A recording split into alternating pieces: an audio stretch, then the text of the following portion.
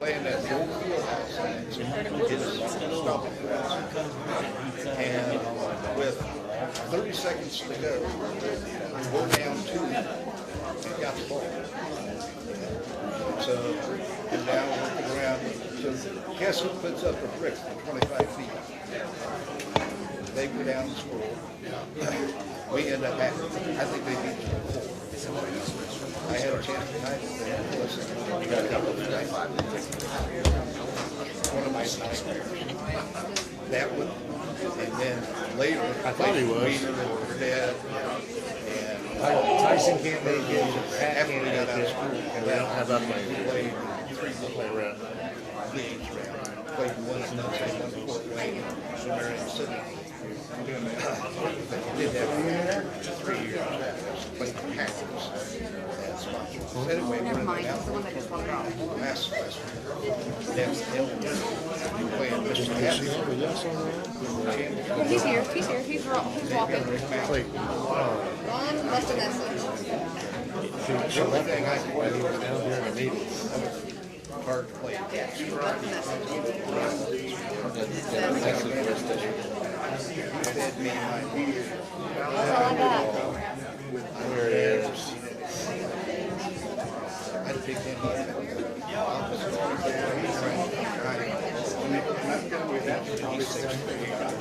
I could make him back me down 2 steps, across the second line, go up, go back to the ball, back to the ball, turn in the air. Good thing it's only once a month. That's plenty. Most So embarrassing. that on my way over, I was feeling like that was a little too much. Oh, I must have been 27. Oh, it was incredible. I never saw it. I played against. Was he something? You guys are already off, aren't you? That's another one. There's a guy named P.D. Marshall. They fouled me. We're down 1. They fouled me. 9 seconds to go. Oh, what she? Oh, I thought she heard me. That's why I thought Despite the fact Yeah, but you get actually today to see what it was going to be, and it's like getting back down into the low to mid 40s. So for a few days, we get together. that's all right. I'll take it back. So we're Sure, I was thinking time out. next I'm month. gonna touch it. All right, But thank you, sir. They beat us somewhere else out here. I'll get that out tomorrow. We're gonna put 3. I made a note. So I'll go post it tomorrow. I normally swear. P.D. Marshall was playing for us. It'll be heated up here before we know it. He come up, all the sheets get out. It'll be on my schedule now. I just figured October, so it got done. But he had Yeah, I said it was, but I never got told that's what I'm doing. So I'll do it tomorrow. if I see P.D. That way I know exactly what's up. There should be a co-op on there. I think the only thing I need to know is which side needs to be on the road. I think the side. I never saw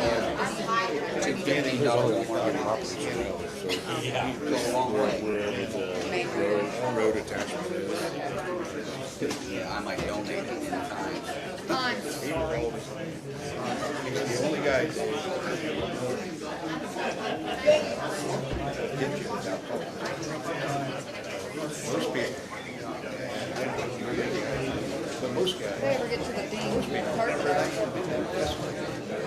property that I wanted to Most point guys to when they say Ryan. they got a fight, shove it. There. Right now. So is this a driveway? Should we have 2 then? One on this side and one on that side? He quit talking. So you have to major property?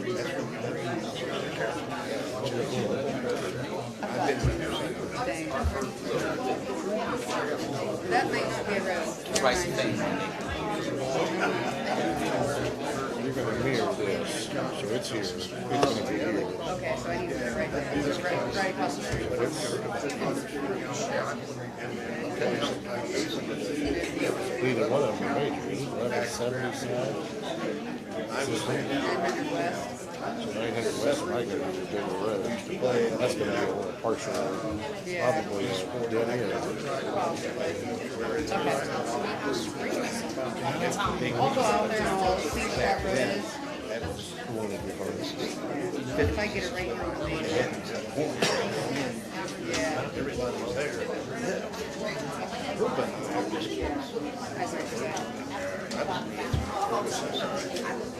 Anyway, when they got done with all the challenges down at their end, at the end of the night, they would take a couple of All right. Got everyone's attention. Thank you for coming tonight. I would ask you that you silence your cell phones if you haven't done that already. I want to welcome everyone.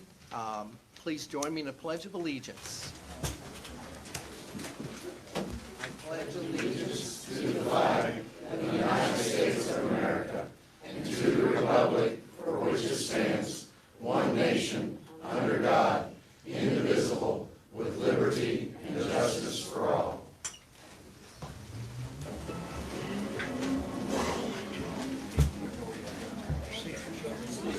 Nicole, could you give us a roll call, please? Bothwell, Yes.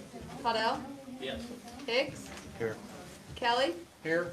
Nevers, Knuckles, Pearson, Here. Poland. Here. Schultz, Here. Stewart, Yes. Todd, Here. Atkins. Yes, here.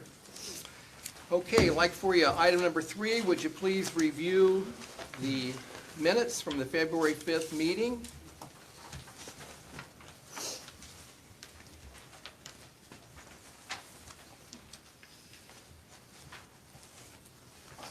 Looks like we got your name right, John.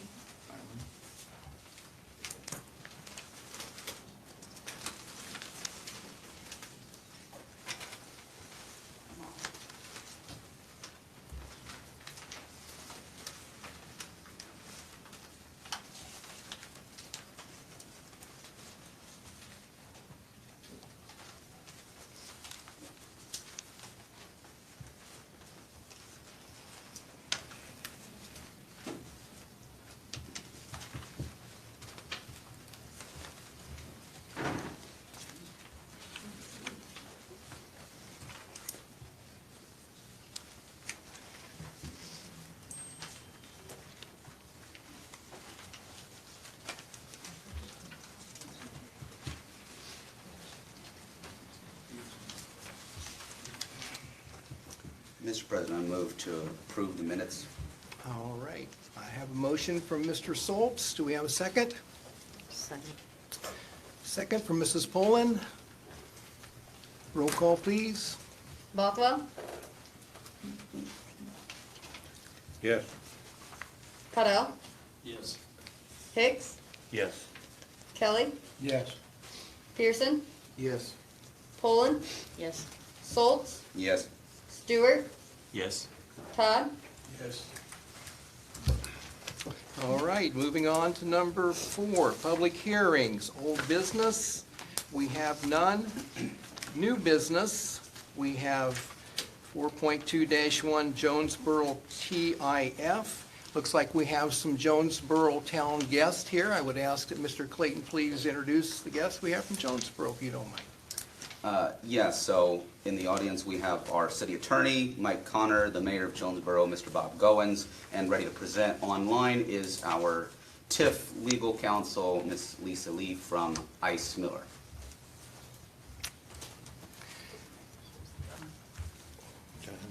You hear me? Yes. Yes. Okay. Thank you very much. I'm Lisa Lee. I'm an attorney with Ice Miller, and I am outside counsel for the city of Jonesboro. I first want to thank you for allowing me to appear virtually. That's very helpful. The city of Jonesboro, their redevelopment commission on February 13th took initial action to adopt resolution number 2-2024. to do two things. One is to initially create a single-family housing tax increment financing, or TIF, area and a commercial downtown TIF area. They are putting these things in place in order to hopefully encourage, incentivize both multifamily and single-family housing that is much needed in the city of Jonesboro.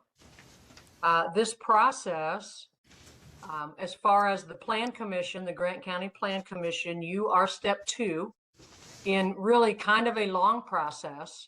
So we'll talk about what the Plan Commission does tonight, but if you go ahead and approve the order that we're going to be asking for, it then goes to 2 different public hearings of the Redevelopment Commission and 2 different city council meetings, as well as a public meeting in the area in which they're trying to create the single family housing TIF area. So there's a lot of procedures that we have to go through to do this. The city does not have their own Plan Commission. Their planning is done through the Grant County Plan Commission. So the role of the Grant County Plan Commission this evening is to determine whether or not the plan that the city has for developing these 2 TIF areas conforms to the plan of development for the city of Jonesboro. And if it doesn't, then we would ask that the plan, if you find that it doesn't, we would ask that the Plan Commission let us know how it doesn't conform to the city's plan of development. And then the Redevelopment Commission has an opportunity to go back and amend the Resolution 2-2024 to make it conform to the Plan Commission's idea of the plan of development for the city. We do have 3 people with the city there in attendance. I am happy to answer any legal questions that you might have.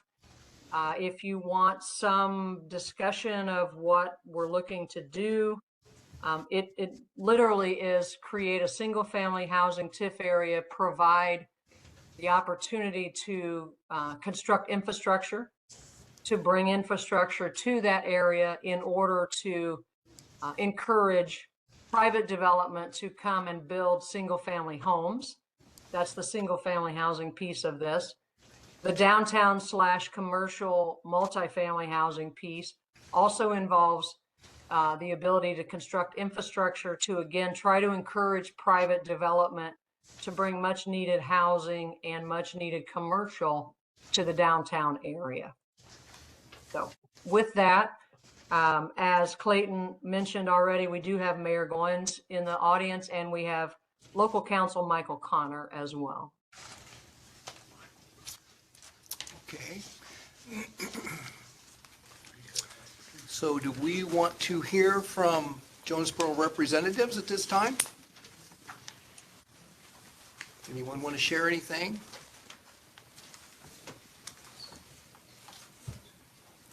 Hearing none. So, Mr. Glickfield, I think I'll reference to you in regard to, she noted that we are to determine whether the plan conforms with the city of Jonesboro. So, Ryan, maybe you... You Yes, should ma'am. have a 1-page order, I hope, in front of you that makes that finding. That was provided to Mr. Mallett to get on the agenda.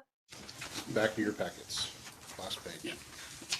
So if I may, Mr. President, Please. the large multi-page thing that the Jonesboro Redevelopment Commission, that's what the Jonesboro Redevelopment Commission passed.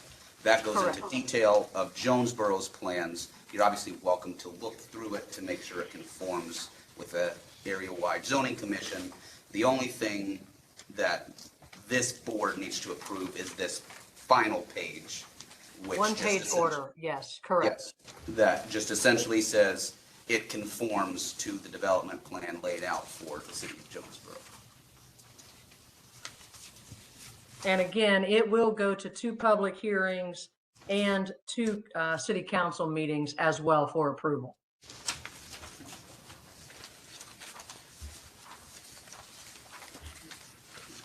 It appears that certainly the representatives of Jonesboro are aware if the requirements are met or not. Maybe just for the record, have Mayor Goins quickly confirm that that has been looked at and studied, and then for our record indicates that he's satisfied with that, and then I think you have the evidence you need to move forward.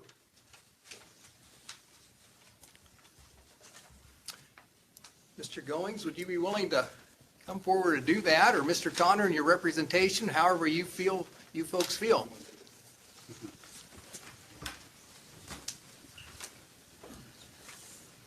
Good evening. This prevents me from having to say what my client meant to say was.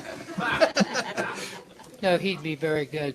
We'd just like to assure you that we have no reason to believe that this plan would have any inconsistency with any of your plans for Jonesboro. This is nothing but good. This is something that's going to hopefully lead to development in Jonesboro. We're making some really good progress, and thanks in part to your folks and getting some properties knocked down. We've got good things happening in Jonesboro. This is really kind of perfunctory. I mean, your function is important, but I hope you can tell there's lots more opportunity for the public to comment on this, lots of chances for the public to speak to this. I don't know that there's any opposition to it whatsoever. So if there's any questions you have that I can answer or Lisa Lee can answer, we'd be glad to do so. Open it up to the commission. Questions for Mr. Connor? Is the land that we're talking about for the TIF all within the city limits of Jonesboro? Or is there land outside that needs to be annexed, or is annexation necessary? Lisa, I think you No. can speak to that. Yeah, no, every parcel that is a part of this is within the boundaries of the city of Jonesboro, and no annexation is requested or required. I know sometimes you get opposition to TIF districts, like if you're trying to turn farmland into something that it's not. It's nothing like that here. There's nothing controversial about this. It's just trying to make it advantageous for development in areas that are already ripe for that. We just want to make it riper. Other questions from the commission?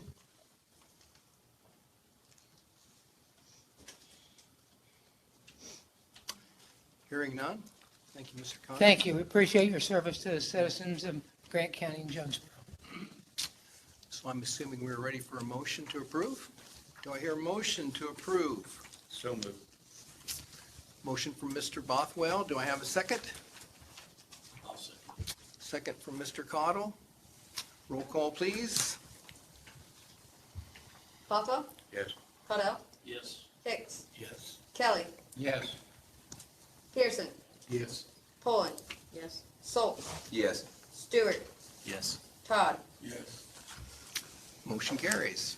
All right, thank you, folks. Looking forward to. Thank you very much. Thank you. Just need your signature.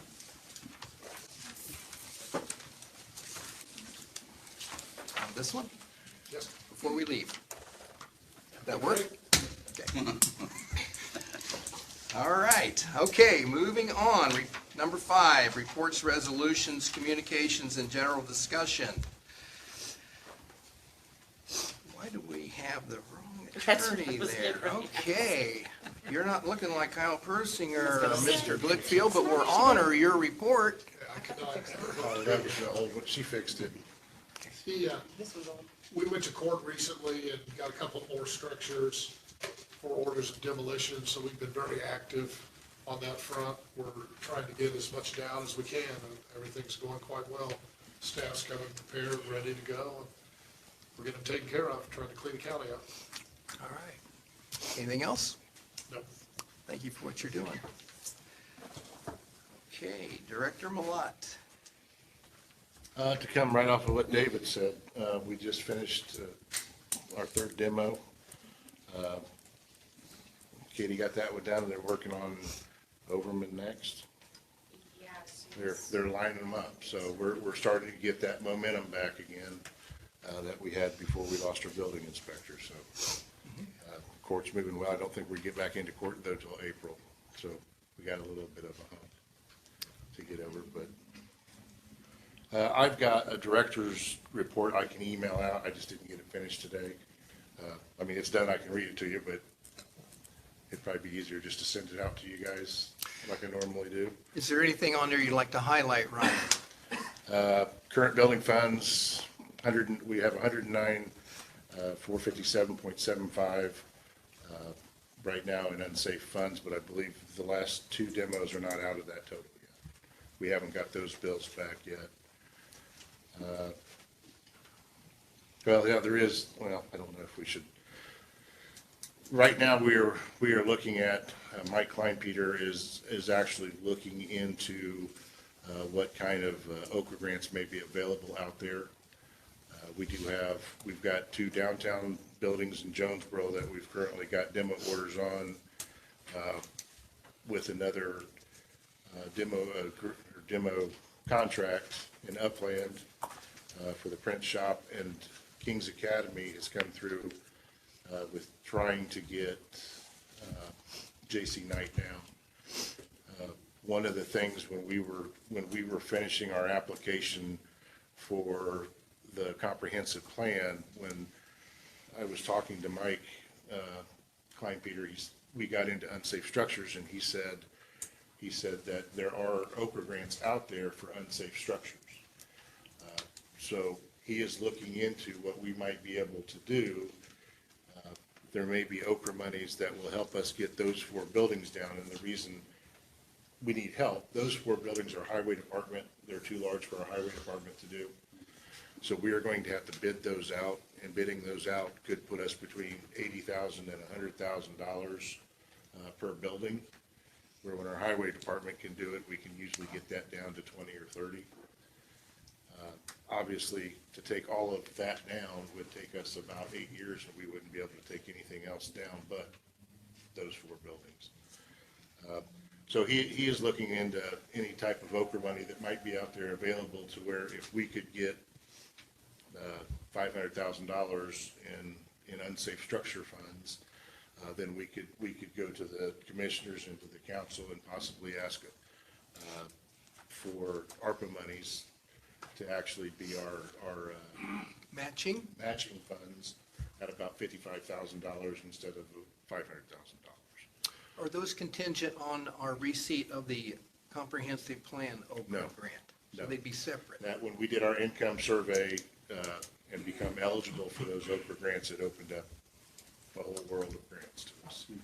So this is the first one we're looking at.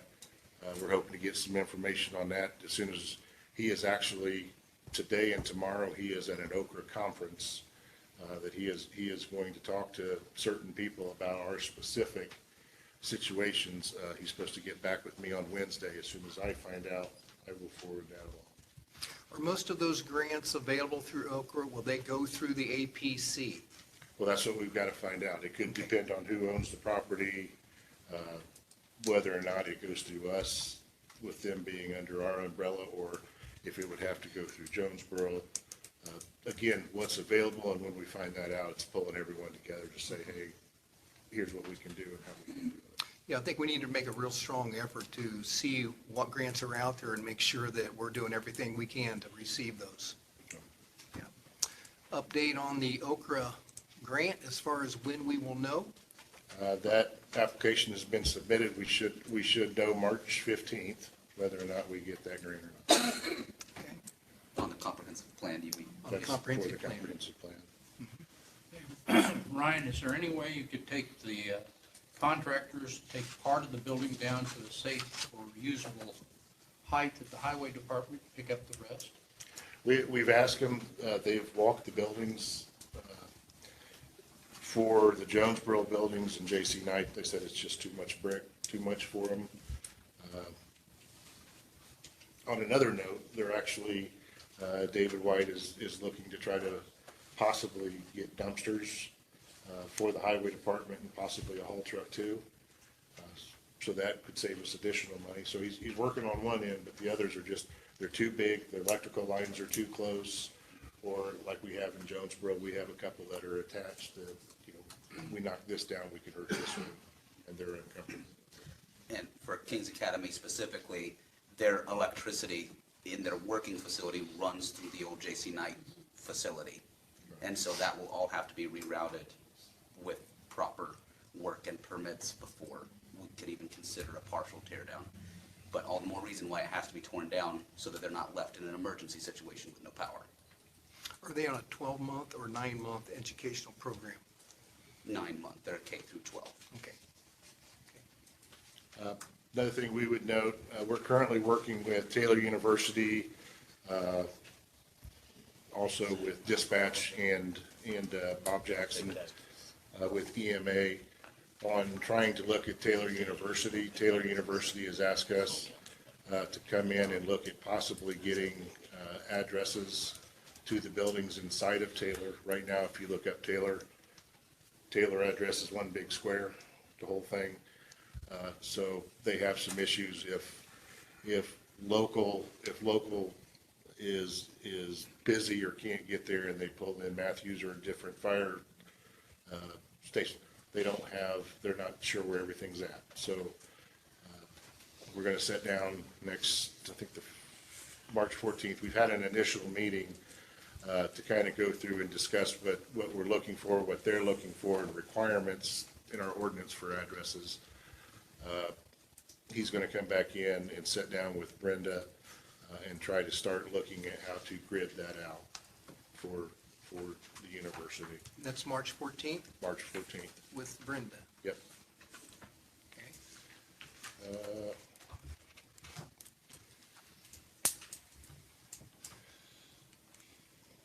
So like I said, some of this is just little stuff. That's what I got a question about, the little stuff. Okay. I want to know what qualifies 609 West Main to get a permit to rebuild that house. Are you talking about 509? Or 509, I'm sorry, I said 62 maybe, I don't know. But 509, that house, I mean, I thought we had it in court where it was gonna be demoed, and then all of a sudden, here they are down there working on it. It's awful, right? Is that the one we walked through? Yeah. I just wanna know what qualifies to get a permit. You can't turn anybody down for a permit on an unsafe structure like that? That's Well- probably the worst house in Van Buren. And I don't disagree. I really don't. I've wanted that thing down for years. But if they're willing to put the money in to save it, there's not a lot I can do. But that's where we come up with the probationary permit, that if they're gonna get in there, if you'll remember before, they would come in and they would get a permit for 2 years, and it was a set it and forget it. With our probationary permits, it's 90 days. If you're making progress, we'll give you another 90 days. If we get in there in 90 days and they haven't done anything, then it's done. But we are not to a demo order yet, I don't believe, so it hasn't been ordered I'm just now. catching a lot of heat for it, so I Oh, I'm I sure. thought I should say something. I'm sure that house is sunk. We know they're gonna have to replace, I mean, almost everything Yeah. inside. So far, they have replaced all the floor in the room that we walked in and on back. I have signed off on some of the flooring that they've done. They've done a lot of work. They've lifted it up and put some foundation down finally. And they're telling us that they'll be done before 90 days, which would be hard to believe. But that's kind of why we wanted you there too, that before we do this, we want you to see it too. I'll keep an eye on it, I'm Yeah. close. To answer Jerry's question, is there anything that would allow us to deny a permit? You know, usually when we get into this, because we do get into tax sales and things like that, where people, they buy a house for $5,000 and think, well, I'll put 5,000 in it and move in tomorrow, and it's like, that's not gonna happen. You know, again, that's where, if it is a code case house, you know, generally, we wanna go meet them first. We'll go meet them at the house and walk the house like we did with Jerry. We kind of walk through, what are you doing? What's the plan? We talk about, you know, 90 days, gotta make progress.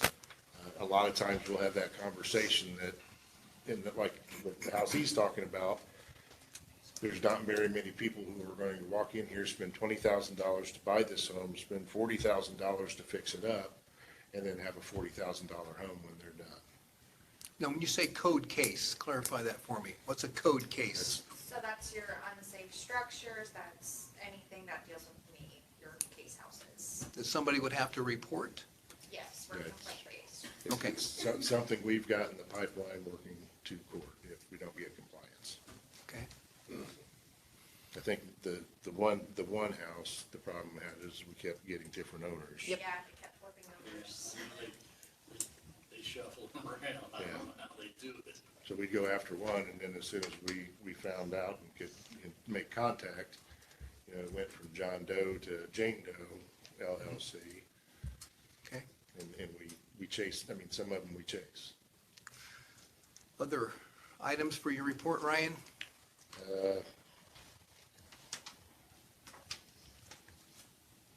Yoder Farm, that hasn't been, we haven't talked about that in a long time. That's the horse track out by Matthews. They are back up and underway. They've talked to the drainage board. As far as the DNR, Scott Dean from DNR had sent an email noting that there was still an open file on it. If you remember, this is where the Connex box was put into the creek to become a bridge. All of that has been straightened out.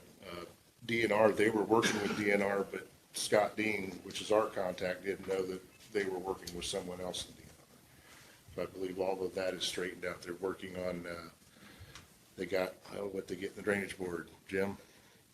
But they come in and, for that little piece of track, can't remember. Downsized and got variance to Yeah. come on the high bank close to it. Yeah. Access will be on the other side, so it's okay. We gave them variance. So that's moving along. And that's really all. I mean, everything else is just updates. Okay. Other commission members, other questions for Mr. Malat for the APC office? How is the software transition going and the website transition? That was a concern last month. Your silence. We are completely transferred over to it. We are, you know, my goal is to spend most of January working on it and combing through it, and that didn't happen. February, kind of the same thing, was to get in, and that hasn't really happened, just because of how busy we've been. It's not where, I mean, it's Not horrible, but Yeah. it's got its growing pains. So obviously it's new, it's different, but I mean, it's not terrible. We want to get things like, right now, our residential permit is kind of a catch-all. We also have a sign permit, we have an electrical permit, but we would like to do, I'm just, on the residential end of it, the permits that we do the most, like a roof, that sort of stuff, we want to separate the roof out so the roof is on its own. Right now, it's part of the residential, so if you apply to do a roof, you're also going to be talking about the square footage of your home, how many bathrooms, a lot of questions that really don't have anything to do with your roof. So I mean, that's what I'm saying, as we're trying to go through and, okay, let's establish this and let's establish this. Are we still receiving software support? We at this point, spend $7,000 a year to have their software. Now, we have IT, but right now, they're mostly working with the health department. Did we start with the training lady or Yeah, training station. person? I'm sorry. Yeah, we've got Station, we've also got Tracy Troutner. And they're still with us. Yeah, so I mean, they're a phone call away. If we run into issues, we get a hold of them. We've got something going on, we keep getting disconnected from the server right now, and they're trying to figure it out on their end, because they said none of their other people are getting disconnected. But it's, you know, Grace or Rita will come running in and say, oh, we can't get on again, and I've got to get a hold of them, and they clean our cache or something, and we can get back on. So Our IT people do that, or is that on their end? That's from the server, so the server's on their end. Things, Nicole's been working with the inspection part of it. I mean, one of the things with hers, if she pulls it up, she's got a map off the get-go, so I mean, there are some pluses. But to add stuff to it, we're having to go to a separate Yep. scheduling thing to get it in there, so we're trying to work it. I mean, there's little things that we want to work on our end that if I could get a developer in here and say, okay, here's the schedule, you do it, that they'd be going, oh, that don't work. So that's the stuff we're working on. And just wanting to really again, wanting to spend, I need to spend some hours on it, not an hour here and a half hour there. Other questions, commission members? All right. Okay, in regard to rules and procedures, you've been issued an updated copy with some comments that Ryan has placed on there in red. Is that correct, Ryan? Yes. Of questions that I submitted to him. And I think this is a good exercise, considering the number of new people that we have on the commission, that you guys review this so that you can become familiar with really what is supposed to guide us. And Dr. Bothwell brought up the fact that there is a situation with APC where we would actually have to fill out finding of facts, where we have that sole decision-making power. And have you added something for that, Ryan? Your second packet that went along with that should be seven different finding of facts found Okay. throughout the ordinance. Okay. Would be this, correct? Yep. Okay. And when we talked about that, Ryan, you said that this would be a pretty lengthy exercise for us to try and fit into the rules and procedures, but I'd like to at least be able to. Not findings. When you talk about the ordinance. Okay. The procedures of the ordinance, we have got procedures for just text amendments, CAFOs. I mean, everything that we do, a lot of it has a different procedure. And if we put each procedure in, you're going to add 20, 30 pages to our rules of procedure. Okay. Finding of facts, you might be able to come up with a general, or we could actually, if you would look at it and could come up with something that is universal, we could change finding of facts throughout the whole ordinance so that they were all the same, if it would apply that way. Dr. Bothwell, do you have any recommendations or suggestions on this area? The 7 that you've come up with, did you do that with legal counsel or? They're in the ordinance. It was not mine. They're in? They're in our ordinance. Okay, I know that the ones that we dealt with the CAFO, there were 6. Or maybe there's, I guess, 6 or 7. Okay. Has there been anything? Okay, there's 6 then. Yes. Has there been anything done to adjust a couple of those? For example, the first finding of fact, back when we were dealing with the CAFO, had something to the effect of there will be no adverse effect on property values adjacent to the CAFO. And there was no wiggle room. I talked at length with Mr. Elliott about that. You can't prove that. It's not a finding of fact. It's not a fact. We don't know that it's not going to have an effect. We don't know that it will, either way. So it's not a finding of fact. That was one of the issues that ended up getting us sued twice. Okay, so anyway, has there been anything done to change that?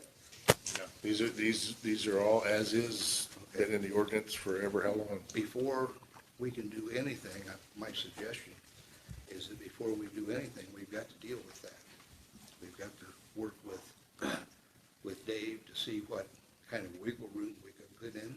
For example, could we put in, there will not be a significant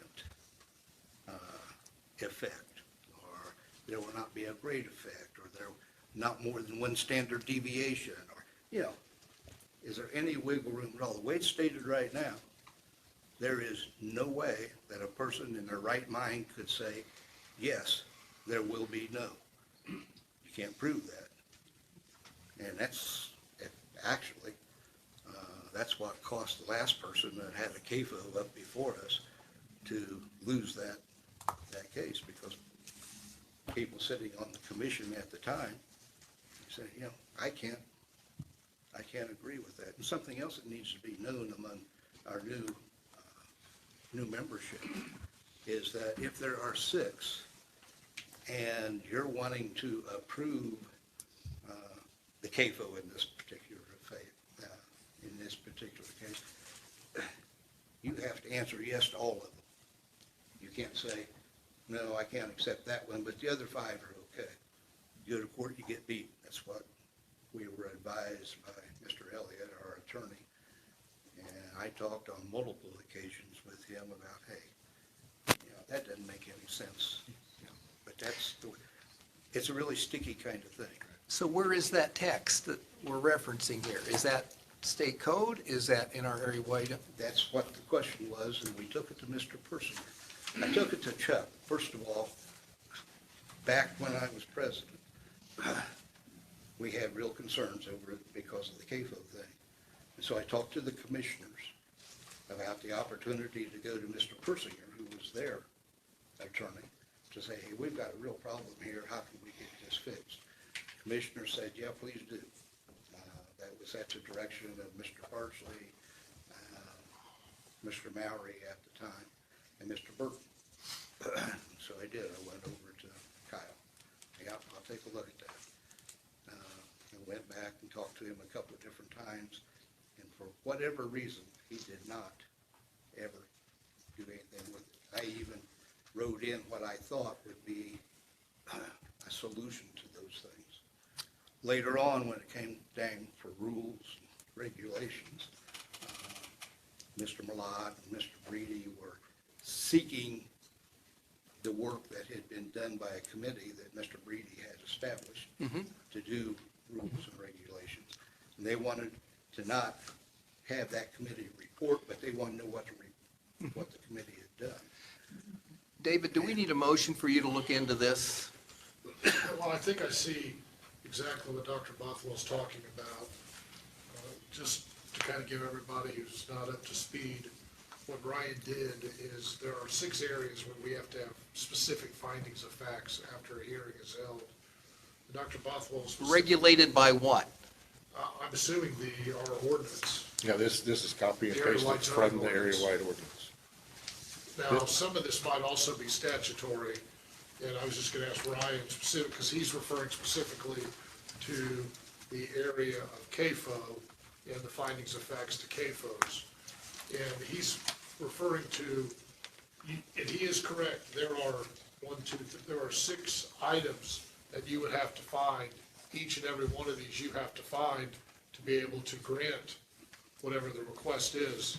And one of them is under B, the proposed use will not injure or adversely affect the use or the value of the adjacent area or cause injury to any property or business therein. And I know some of these are also in the statute. I don't know, Ryan, if you know off the top of your head if that's statutory or is that just ordinance? I pulled ordinance. Okay.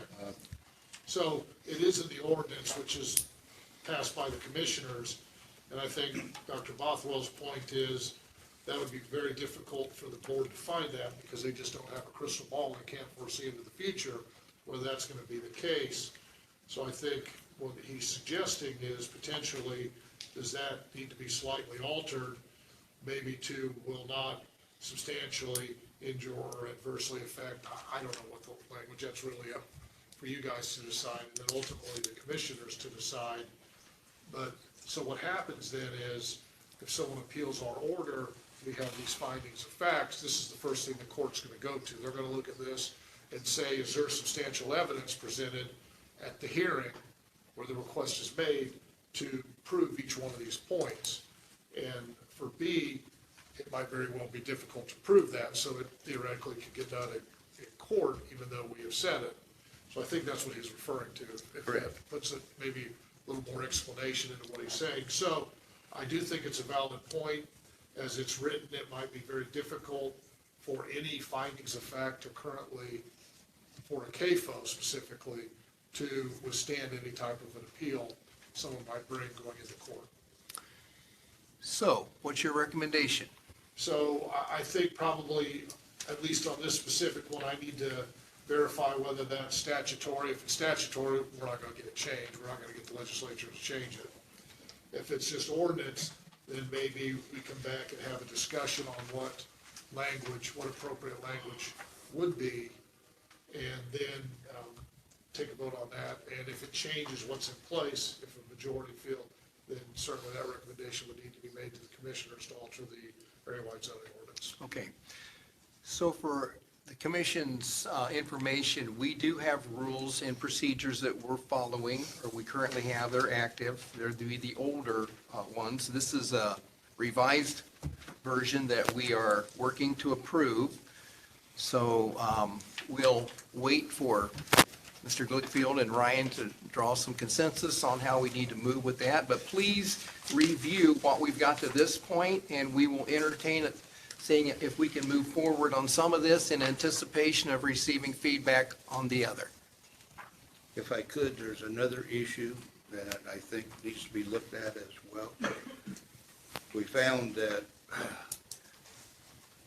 as far as we understood at the time, there are only 2 areas that this commission actually has authority in. For most other things, we make a recommendation to the commission. But in the area of a CAFO and subdivisions, we have final say. That's what we have been told. Again, back in the CAFO time, which I happened to be in your seat at the time, Randy, we heard the official hearing for the first time on behalf of the petitioner wanting CAFO.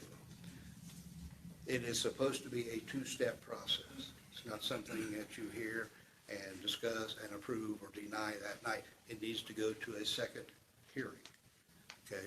Our options for moving that to a second hearing is, one, you can accept it just the way it is and it's over with. You can deny it. It's so outlandish, you just deny it. Or you can conditionally approve it and then hear it at a second hearing. There are no other options. There is no option, which I have suggested needs to be added, that we move to a second hearing without prejudice. Is that Indiana code that we? I don't know. If it is or it didn't, it needs to be changed. Otherwise, you're going to get sued, which we did.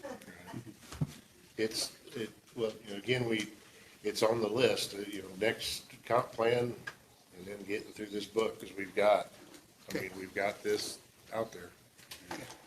We've got things that have to be looked at before we can Okay, so go anywhere. for the sake of time, please review what we have now, and we will revisit to see if we can approve some of this to move forward, to get a little closer to a final product. Do I need a motion for that? Yeah, it's on the agenda. I would just maybe have a motion to review the rules of procedure and table it until everyone's had a chance to get up to speed on it, whether it be the next meeting or the meeting after that. Entertaining motions? Could I ask something else be added to that? We've had this discussion over rules of procedure now for a matter of years. I think Ryan probably was working on it for almost 3 years now. And I know the committee that I was assigned to has been working on it and have a report ready to be made 2 years ago. So we worked on it for a year prior to that. And at this point in time, especially with our new people, I don't think anybody knows what the rules and regulations are that are currently in effect. Could we please get that out? Make a copy of what is our current rules and regulations and get that out for everybody so that you can review from, this is where we are, this is where some people suggest that we go, and there is another group of people who was officially appointed, and they came up with changes to be made. So there's more to it than just looking at this. Some of us have a 3-ring binder that has the area-wide zoning ordinance and the rules and procedures in it. I'm not sure what occurred with the in-service of the new folks. Generally, normally I'd hand out the APC basics, usually APC rules procedure. When I joined, I received an electronic copy of several pieces, including the rules and procedures. Okay. And a link to various resources, minutes to the next meeting. So I don't know if I got the area-wide ordinance, but I got several pieces, and I do know that I reviewed the rules of procedures Okay. before I came to my first meeting. So if you find that you don't have one, please let Ryan know, and we'll see that you get one. But I think that needs to be part of our discussion as we go forward. Okay? So we still need a motion. So moved. Motion from Mr. Bothwell. Do we have a second? Second. Okay. And are you okay, Nicole, with what, as far as explaining what that motion was for? Review the rules, the procedures, and to be tabled. All right, roll call vote, please. Bothwell. Yep. Cuddle. Yes. Hicks. Yes. Kelly. Yes. Pearson. Yes. Poland. Yes. Schultz. Yes. Stewart. Yes. Todd. Yes. All right, motion carries. Okay, next item, solar timeline.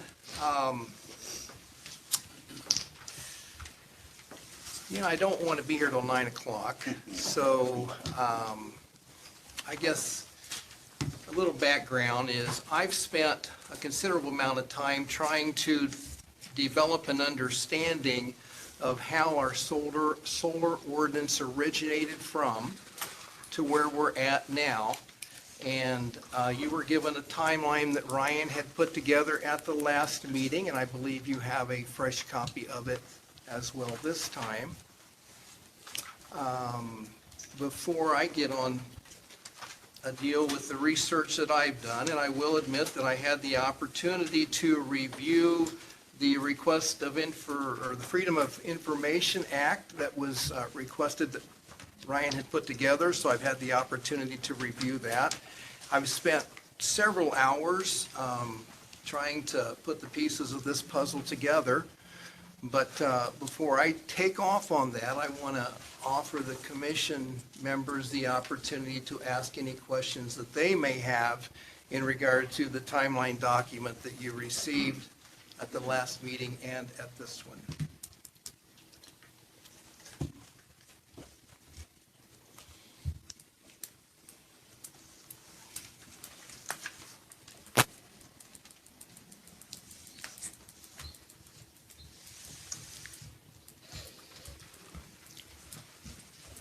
With the work that you've done, Randy, I would defer to you to talk with us about what your findings are. Okay? You apparently have done a lot more work with this than perhaps any of us. So maybe Okay. you could enlighten us. Well, with that being said, Ryan, I'm going to assume that you'll be the one who could respond to most of the questions that I might send out here. I will Okay? do my darndest. I'm sorry? I will do my darndest. Okay. So I asked some questions in regard to some past APC members and BZA members who might have been associated with the origin of this, since I was not. And correct me, Ryan, it's my understanding that when this was first brought to the APC and the BZA, it was mentioned that the need for solar ordinance was because we had a record number of solar installations, and I'm assuming that that would have been in Grant County, which would have been the Oak Hill School, the Madison Grant School, the I&M facility there on, I believe that is Lincoln Boulevard, and the Gas City solar developments. And I believe it was mentioned that the Gas City one had actually caught fire, so there was a tremendous need for us to have some regulation in regard to the solar developments that we had. I don't think it was Gas City that caught fire. I think it was AEP that caught fire, Okay, I believe. okay. So you agree that that was probably initial motivation for us to move towards a solar ordinance? Yeah, well, we had AEP caught fire. And from what I've been told, the firemen basically stood at the gate and didn't know what to do.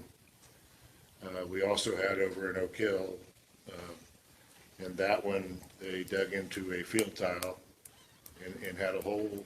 Kenny Kate says they had a hole the size of a Volkswagen. obviously, all four of those miners that went in, we had zero regulation on them. We had no kind of ordinance whatsoever. And Gas Cities would be controlled by Gas City, correct? Now, Gas City went through our BZA, and then as soon as we approved it, got annexed into Gas City. Okay. Okay, so the next thing I would ask is, to your knowledge, when was your first introduction to the potential of solar development in Grant County? It was Tom Schroeder had tried to set a meeting with me for probably a couple of months. When I finally did meet with him, it was the second week of June. We met up at the office, and that's when he told me that what Invenergy was looking to do solar in Grant County. So he would have reached out to, What year? 2021. so he'd have reached out to you in March of 2021 based on, He emailed me and I was busy, and emailed me and I was busy, and emailed me and I was busy. okay, because you were new to the job, correct? Yeah, March Okay. 1st, 2021, yeah. Okay. Yeah, I was both director and building inspector at the same Okay. time. So Tom Schroeder would have been the marketing representative for Invenergy? Yes, And I'm assuming that his interest in solar in Grant County would have been to continue through the Matthews area on that high voltage grid line. Did he express that to you? it was just an introduction. It was, here's who we are, here's what we're hoping to do, we're looking to lease land. Okay, And from that generated the first meeting with the solar committee. okay. At the end of June. Okay, Solar Committee, that's my next question. Can you help us to understand how the origin of that Solar Committee came together? Who decided membership?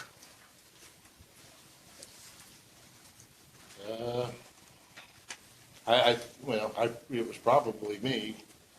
I seem to have to facilitate a lot of stuff, but I mean, I think I put it together trying to go for one council member, one commissioner, economic development, attorney. Well, you can see, I mean, it started a discussion of, because what they were doing originally was the same thing, Tom coming in and talking to them about the same stuff he talked to me about. Hey, here's what we're interested in doing. So that's when it pretty much came about that, hey, they're in Grant County, they're looking to lease land, and right now we have no ordinance. So you're telling me at that time, Tom Schroeder didn't tell you that he already had land leased in Grant County? Not to my knowledge. It was kind of, he could have. I mean, he might have, I don't know. I mean, you're talking. Okay. Okay. So what criteria did you use in order to make the composition of that committee? Was there any guidelines that you might have followed as best recommendation from ordinance development or anything that? Well, I think between me and Justin, because Justin had some stuff to do with it too, but, I mean, it was again, just trying to bring a little bit of this, a little bit of this, those that would be involved into it, just to have an introductory meeting on solar. I mean, to this point, as far as, I mean, they might have introduced themselves to the commissioners prior or whatever, but to this point, I don't believe we'd actually sat down and had any kind of conversation on solar. Did you know Joe Certain, the lawyer on that committee, was being hired by a solar company at that time? No. Yeah, he wasn't one of my invites. So when did you become knowledgeable that Joe Certain on that committee had been hired by a solar company? To be honest with you, I didn't know who Joe Certain was Okay. originally. But I mean, we were sitting at a big table, and at this time, I'm still new, so half of these people I barely know as is at that time. So when Joe Certain stood up before the Solar Summit and introduced himself as representing, I don't know whether it's Apex or whatever, did anybody ever question him at that point? I mean, I don't know, because I think David at one point was represented someone. So, But David wasn't on the solar committee. right. Okay. So again, the other thing to remember at the time of the solar committee, when it first got together, the state had a mandatory solar ordinance get all the way through to the end and failed at the end for time or whatever. So we knew that was done and that the state was looking back into it, or going to be Senate Bill looking back. 411 to be decided in July of 2022. Right. Okay. Did the APC approve you and Chuck to represent them on this solar committee? Was there any action taken by the APC for you guys to be designated as the representatives to the APC? No. I mean, it was a matter of me being the building official. I was going to be a part of it. Chuck was the president, so. And at this time, I mean, at this time, we're talking about needing an ordinance. But we're not talking about writing an ordinance. Well, the only concern I have with that is Indiana Code 36-7-4-602.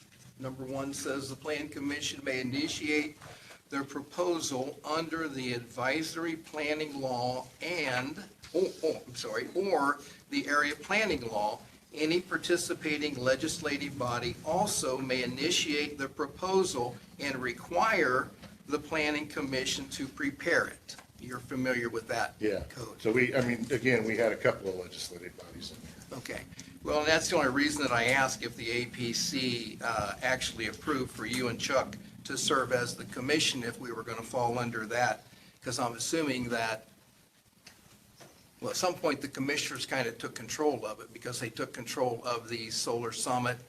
Well, yeah, well, even down to the solar summit, there was a question of, is the area plan commission publishing it or is the commissioners publishing it? So I Mark mean, said he was. we still didn't know, I mean, it become the commissioners. But again, we were both involved. And I wasn't sure if we were supposed to publish for their. Well, I think Mark sent an email out saying that Yeah. that the commissioners, it was a commissioner special session or special meeting. Right. Is that the Right. summit that we're talking about? Right. Okay.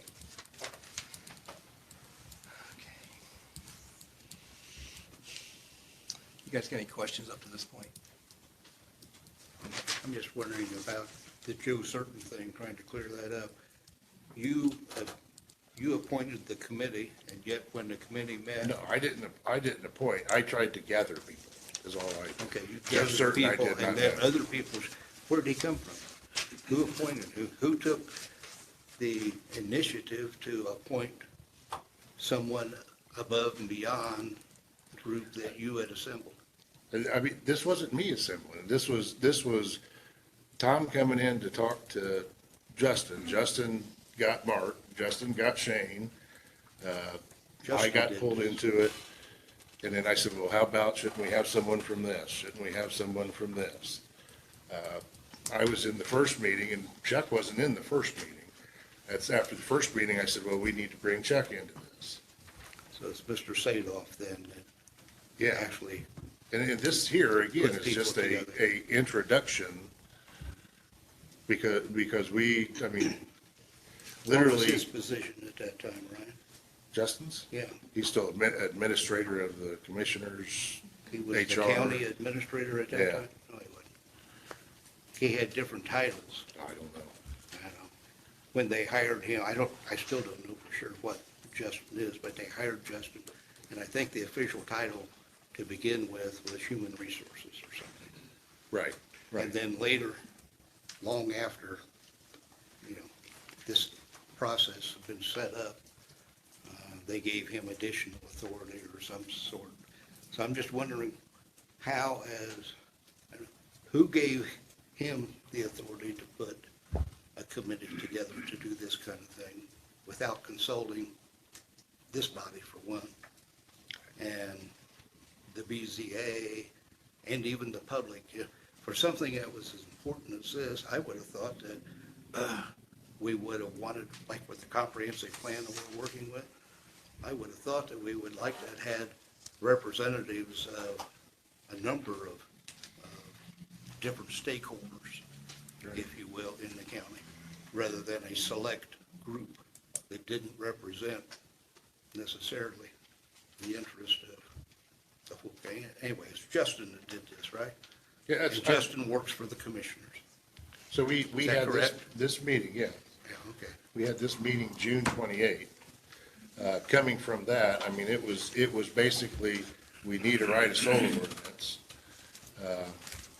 And from there, I'm thinking, okay, sitting with the people sitting here, who's writing this thing? Did you feel like this Indiana code was applied by the legislatures appointing the planning commission to write this ordinance? To me, it was the, well, again, as building official, if you get into the area-wide zoning ordinance, it's for me to amend the comprehensive plan and the text amendments. And so if someone was going to write it, there's a good chance it was going to be me. Clayton, you got something? Yeah, I mean, there seems to be an implication of impropriety in the generation of this committee, but the fact that it went through 7 drafts shows that it wasn't binding. There's no legislation passed. And Randy, by voting for you as APC president, I'm voting for you to represent the APC. And so if you are present somewhere between APC meetings, the APC has been represented. And if elected officials from the various Grant County offices are present, including the president of the APC, I think it seems unfair to say that no one was properly represented. I suppose I would not consider that to be applicable. I would consider the APC and every body, not everybody, every human, but every body that had a representative present at this non-binding committee to be fairly represented. Well, it ended up being rather binding, and I want to assure you, as I said here, I will not take the responsibility of representing this commission without this commission's approval and authority for me to do so. I think that should, because I'm dealing with transparency and, this commission is built on the fact that it's to represent all the areas in Grant County, and something as significant as this, as Dr. Bothwell shared, I think it would be very important that this commission takes a significant role in something that has taken place. I appreciate that, but I watched videos, there was a concern, there's a question about Mr. Maynard acting between boards. That's been a long-standing discussion of this board, is the role of the president, and he has the authority to contract on behalf of and represent the APC between meetings. It seems to me that the draft was emailed to the APC on July 20th, which it sounds like it's fairly shortly after the meeting. I suppose I just failed to see how the APC was not involved. And if anything, as you say, as the president, if something feels beyond your purview, more than anyone, I would lay it at the hands of the APC president if the APC was not sufficiently notified. I would not say the issue was in the drafting of the committee by the fact that the APC president and president of all these other elected bodies are present. Well, to help you with that, Clayton, there's a perception out there that this ordinance strongly favors solar companies more so than having the input from the Grant County citizens on it. And, we'll get, I don't see that at this point. Okay, because the next concern I have is based on some tallies that I done. There were 14 interactions with solar companies from June 28th to the August 4th, because I tried to follow the meetings, right, and I wasn't able to pick up where you had shared in the September meeting, and I believe there's an October meeting. Now, when you did say in the timeline that you had spent 10 minutes, I think that, in my opinion, based on my review, that was the first real effort made to bring the Area Planning Commission up to where the status of the ordinance was, because you were moving towards the solar summit at that time. Well, we spoke about it in the August meeting, also in the email, and Yeah, I have to go through here and Yeah. find it because this goes in line, but, I mean, there's also a complete column in here on news from the office that was sent out to the Area Plan Commission prior to the meeting, talking about the Area Plan Commission reviewing and looking at the ordinance, becoming aware of it, noting that, this was going to be in our wheelhouse. But again, obviously, it's one of 10,000 pages, but. I'm probably fresher with it than you are at this point. Right. Yeah. But if I can find the one, But back to that, I Go ahead. truly am concerned that there were that many interactions with solar companies through the development of the first draft, and I think it even led up to draft 3, because there were 2 additional drafts made before draft 4, which went to the solar summit. Is that correct? Was draft 4 what was? draft 3 went to the Solar Summit. Coming from the Solar Summit was draft 4 presented to APC in November 2020.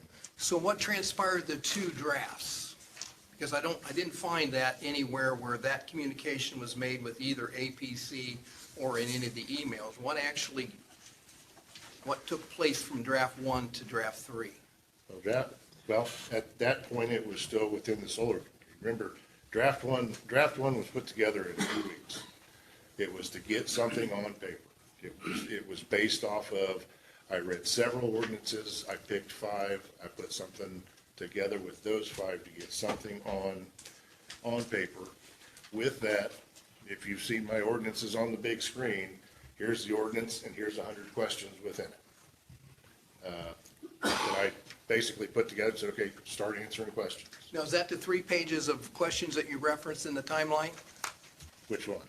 You said you put together 3 pages of questions. You got to get me to where I'm at here. Oh, I mean, I can read them to you if you know where they're at. okay. Draft 1, You don't remember putting together 3 pages of questions? Okay, August 30th, who generated 3 pages of solar questions? Where did they come from? What were the results? And who responded to the questions? Because I don't think there were any results of those questions that were found. August 30th. email out.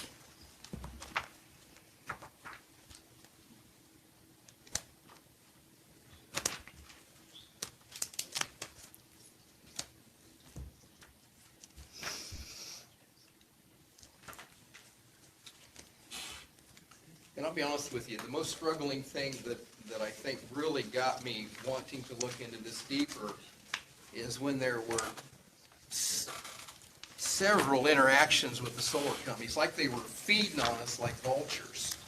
Well, I think once the first company came in and introduced themselves is when word got out, because that's basically, we had Gen X come in, Apex come in, Sun Funded come in for both the universities.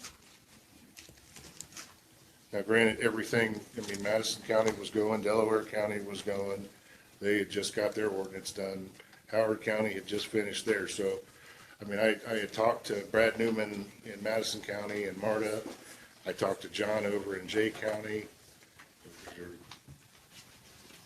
Jay County, and we go to class with Randolph County.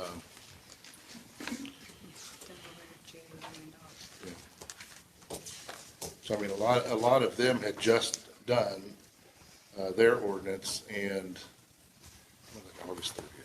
I need to have you looking this stuff up.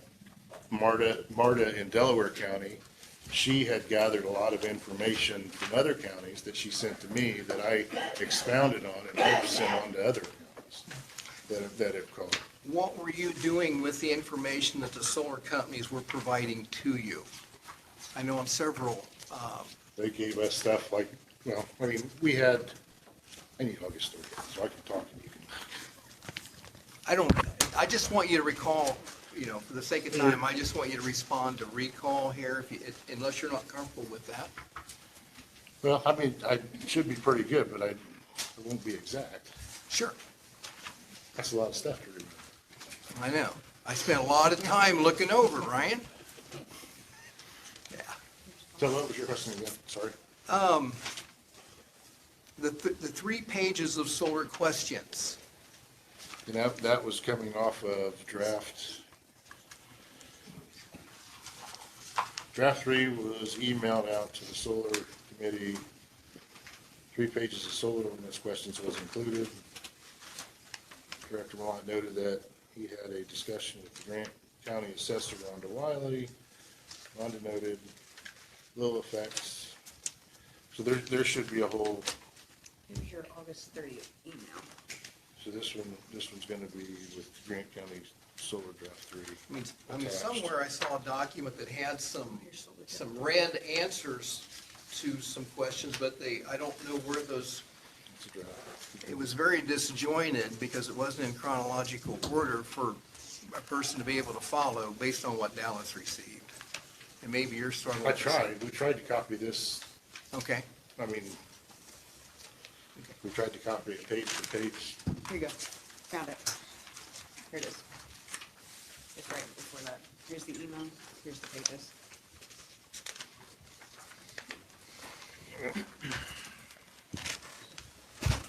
All right, sent out to the solar committee. Good afternoon, went back through the solar ordinance and tried to clean up the numbering and some language.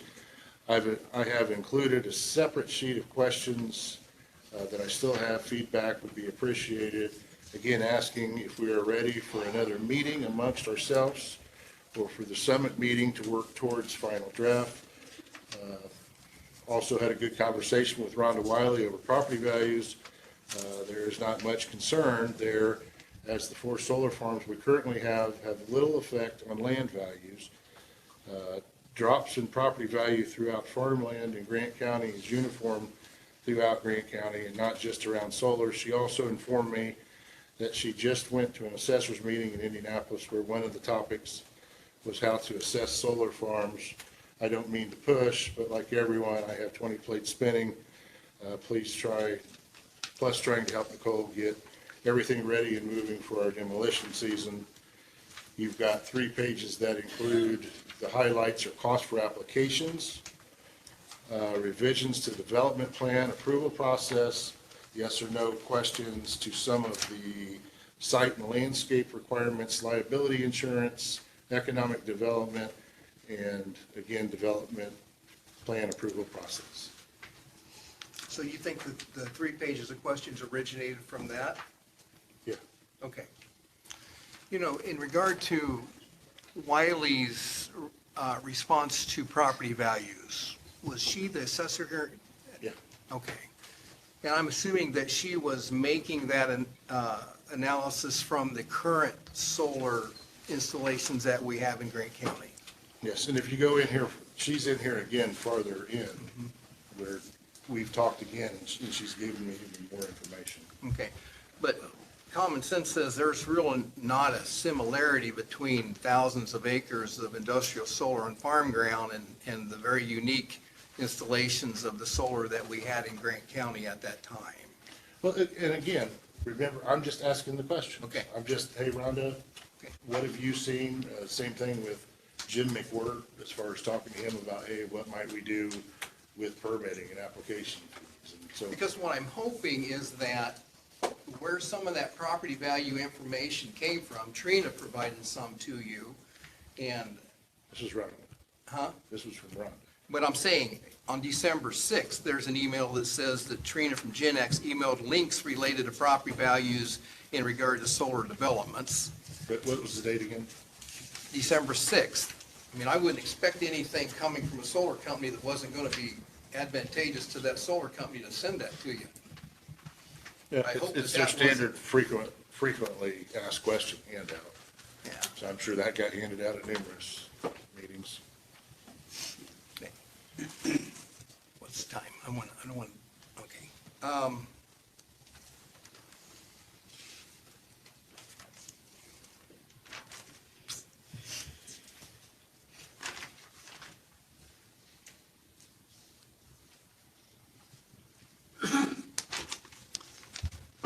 Okay, on November 14th, 20th, and 21st, and I'm skipping around here for the sake of time, it appears that there was a PowerPoint presentation that was going to be shown. I'm not sure where it was going to be shown, but Ed Hartman had suggested some things on it, and the email stated that from Justin that those suggestions were rejected. Do you have any recollection of that?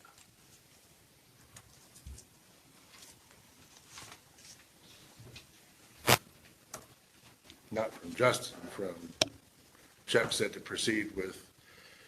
Ed Hartman sent his own presentation and agenda for the meeting back to Chuck Breedy and Director Milan. After discussion, it was decided to follow the original plan. Okay. No recall as to what those suggestions that Ed might have made were?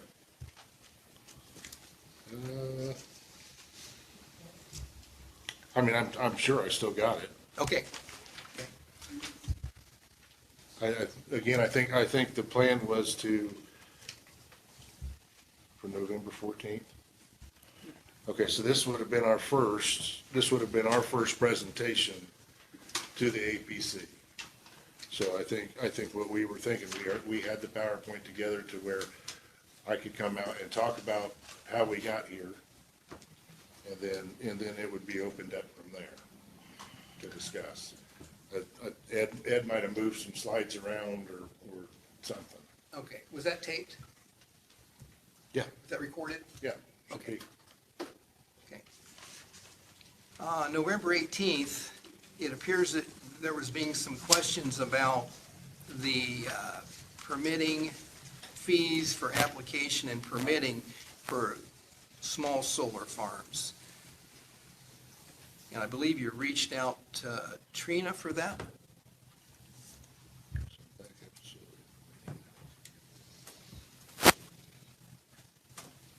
Yes. Well, I sent that, not just to Trina, I sent that to almost all the solar companies. That is asking if, okay, so solar company comes in, they hand us $10,000 application fee. With that $10,000, we are looking for at engineering studies or whatever is needed for the application fee. With the permitting fees coming in, we're charging $1,000 per megawatt. So let's say we've got 150 megawatt farm coming in, that's $150,000.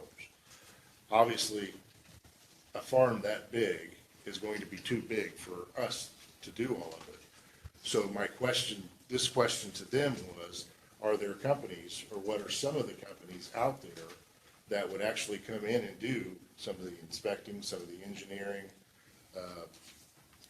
that would do some of the monitoring, and with that, how much would that cost? Okay. So in the solar summit, one of the complaints the solar companies had was that the fees were too high. Can we assume that this is not related to that? No, this is completely, well, we just had our scoring committee for the comp plan. Two of the companies that we had in that scoring committee are companies that we could hire for a solar company. They've got every department covered. So that's what I was wanting to find out. If we hire them, what is the cost? Because we're talking again, we've had it's too much, it's not enough. Mm-hmm. Okay, on a 150 megawatt farm, if we hire your company, are they going to charge us $110,000? Are they going to charge us $50,000? We're getting $150,000 through the permitting fees. But what would a general cost to be to hire your company to come in and do this stuff for us? So you were asking solar companies based on any experiences that they may have had with Yeah, that? or any companies out there that they have worked with. Okay. That we could talk to. Okay. Because again, this is exploring. I'm You guys trying got to any prepare for questions? someone to show up. Anybody got any, I don't want to control everything here. I can bring closure to this, I think. Yes. Just a clarify or summarize for my benefit, and again, as Dr. Bothwell's been saying, to kind of catch new people up to speed. Is it fair to say the intention of this timeline and your questions is to see if solar companies unfairly prejudiced the commissioners towards the ordinance that was passed? Is that the goal of this? Is that? No, I don't think there's a goal here related to that. I think you see this group of people? I think this group of people has some serious concerns about how this ordinance is going to impact them. And I think they deserve an understanding of how this ordinance originated, because maybe I'm speaking out of turn here, but I think that this commission will have the opportunity to make some amendments to the ordinance. And I hope that we have the opportunity to do that, and I hope that we can do that. And I think, having an understanding of where the concerns of these folks are will benefit us as the commission in making ordinance or making amendments that would be better for all of us. Now, to answer your question, do I think that the Solars Company had tremendous influence on this ordinance? I absolutely do. And I think there's evidence to support that, to be honest with you. Because we can. I'm not challenging that. Okay. We can jump into this, and this is a document that I would highly recommend that you review. And Ryan, you're aware of this document, and I would hope that in the ordinance development process that you went through, that this would have been a guide for you. Was it? Again, we're trying to put something together to present to the APC. So, I mean, that's, the solar committee was trying to put something together. And again, like Clayton said, and it shows in here. I mean, we sent draft one the 2 days after it was done. We talked about it at the beginning of August. It was in emails for news, or the August meeting. We talked about it in the September meeting. In the meantime, I'm sending emails, which are all in here. It talked September meeting prior to. Dr. Bothwell, myself, and Kyle had almost a 10-15 minute conversation on solar. Coming in November, we talked about possibly a moratorium before it got, we had that conversation. We went into the commissioners' meeting in the middle of October to be presented to the APC at the beginning of November. And then, then we're back into, we have a special session on solar in the middle of November. We have December meeting, special session in the middle of December. Then we go to the January meeting. Then we have the educational workshop in January. So, again, this was all to get something to present to the Area Plan Commission. The idea was to hand it to the Area Plan Commission, almost completed, and let you guys do with what you would. Which I think there was an attempt for that to happen. I do believe that in drafts 5 and 6, not as a commission member, but as a, concerned taxpaying citizen, that I I participated in that by, viewing it. And I do believe that there was a very strong effort on the APC's part to recognize the concerns of the people. And I believe that even though draft 7 appears to be somewhat controversy based on the way that it was presented, I do believe that it better represented the concerns of the people than what the current legal adopted ordinance does. And that's why I'm truly hoping, for the opportunity to go into the amendment process at some point so that we can try and address some of those concerns. Well, I would urge you, as we've talked up in the office, I would urge you to start moving towards that point, because with each day, the moratorium gets shorter.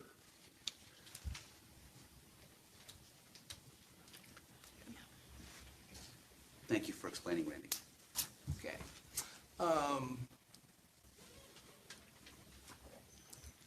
Do I have concerns that this ordinance was influenced by solar companies? I do. I truly do. And I don't, I think that that's a pretty common feeling out there is the reason that we've had, you know, the interaction from the Grant County citizens that we have had. And again, but as you've seen it here, I mean, it is based off of 32 counties. I got 32 counties up here. I mean, by the time we got to draft 4, I had 32 counties. I talked to numerous directors. I'm going to say I didn't talk to Solar. With Solar, it was at all our meetings. It's hard not to. There was one email that created some question. This was Mark, Tim, and Charity on February 2nd, 2022. There was some significant news today from PJM Interconnection, which is the grid operator AEP feeds into. This could impact the developers you are currently working with, especially if they aren't already in the queue. And I know that Trina responded to Tim by saying that just between us, that should not impact our development. So do you have knowledge of what that significant information was that? If I'm not mistaken, that would be that they put a two-year hold on all additional projects going into queue. And I think that's correct, because I think that email also said that those that were further up the line would be honored first. Right, and it would shake out all the pretenders. Sure, so to speak. sure, and I think they were happy that they were in the queue at Van Buren and Matthews. Correct. Yeah, okay. Overlay district, that seems to be a concern that has come up in discussions. And you, Tamara from Purdue, asked you about the overlay district, why it was added to the Grant County ordinance. Now, Tamara is the one who surveyed the entire state on their wind and solar. She has got the snapshot, which I use quite a bit because it actually takes us straight to wind and solar. Okay, and she's got the reports. And as you can see on there, at the time, one of the ways was the overlay district. It was 5 out of 25 for solar, where special exception, which I'm assuming would be controlled by the Board of Zoning Appeals, was at 23 out of 25. Right. So there had to be something significant about the overlay that made us not fall out of the middle category that we were trying to develop our ordinance on and go towards something that wasn't as popular as what other counties were doing. So, Well, I mean, as you can see, as you can read in there, in the state of Indiana, there's 15 different order of approvals. So right now, the trending way, because what you have got is from, I believe, 2 years ago, if I'm not mistaken, because she didn't do it this year. I just asked her if they had a new snapshot. so can you share with us what the benefit or the overlay would be for the sake of, you know, the folks here? Why did we shift to overlay from special exception? The overlay district allows us to take, when we get a development, they're going to give us maximum boundaries. It allows us to overlay those boundaries it lets us take each development on a case-by-case basis. So, I mean, that was the whole purpose of doing it, was so that we could do it on a case-by-case basis. Does overlay take the power away from the BZA and give it solely to the commissioners? BZA will always be in charge of variances, period. So the overlay is a variance? If there are any variances, it overlays the district with the solar ordinance. So the base ordinance is still there, but it puts the solar ordinance in effect within the maximum extent boundaries.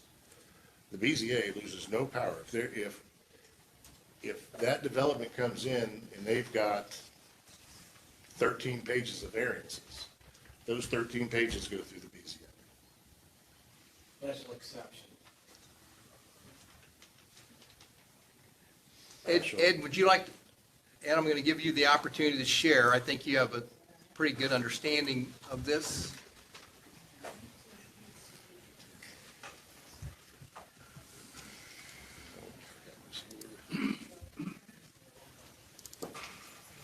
Ed Hartman, Fairmount, Indiana. Special exception determines if there would even be a solar farm by the Board of Zoning Appeals. That's taken away with the overlay district. The overlay district is a unique way of looking at this.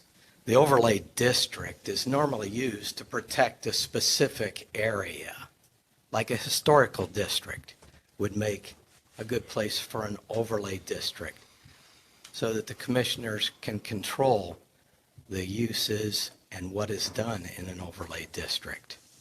Another good example of an overlay district would be where your town's wellheads are. If you want to protect your drinking water, you would put an overlay district on it so that the commissioners could be sure that nothing goes on in that area that might pollute the town or the city's drinking water. That's what the overlay district is normally for. That's what it was developed for. This is a unique application to make an overlay district on top of solar farms spread all over the place. It's not like setting aside one area where you've decided, like, there's a large development we want to bring in, like an industrial park or something like that, and it's set aside. You know, that would be a good way to go at solar if you really felt you wanted to do that. You would set aside a large area, and then you would help attain the land and make that happen. Not just spread it all over the county following the electric lines and let the solar companies decide where everything will go based on who they can talk into signing a lease. That's why the maps of where these solar farms are going look like they do. You won't be able to drive out through the country without coming across a solar farm practically, the way these things are spread out. It's really an odd process. So am I hearing you say that with the overlay district, the Board of Zoning Appeals won't have Really, anything? no authority.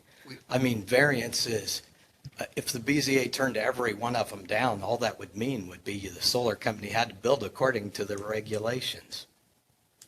The regulations of the ordinance? Yes, Okay.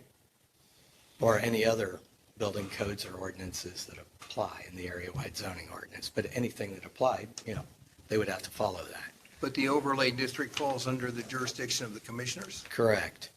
Okay. So Ryan, why did we do that? Because this BZA thing was really heavy during the discussions, you know that. Again, going back to the email you're talking about, you know, Tamara was questioning, she wanted to know more about why we went with the overlay district, because that is the trend in the state right now. That's a trend in the state, okay. Yeah. But we know that at the Solar Summit, and we know that Joe Certain has sent several emails taking the BZA out of the process. At the Solar Summit, and even when it was first introduced, we were still trying to figure out order of approval. The very first draft that you guys, not very first, when it was officially presented to the Area Plan Commission, it was presented with two different orders of approval for you guys to start working. And it was popular, if I recall, November 14th meeting, that when you asked the APC and the BZA members if they thought that it should be by spatial exception, they were pretty much in agreement that it should be by spatial exception. I know Jerry was worried about Van Buren, and Chuck was worried about Sweetser, but for the most part, they felt that it should be BZA approved. And I know that at the Solar Summit, solar companies were asking that. You're talking November 14th. Whenever you had that joint APC BZA. So we have to be careful when we say that the APC wanted something. If you remember correctly, 4 of 13 members of the APC were there. That's correct.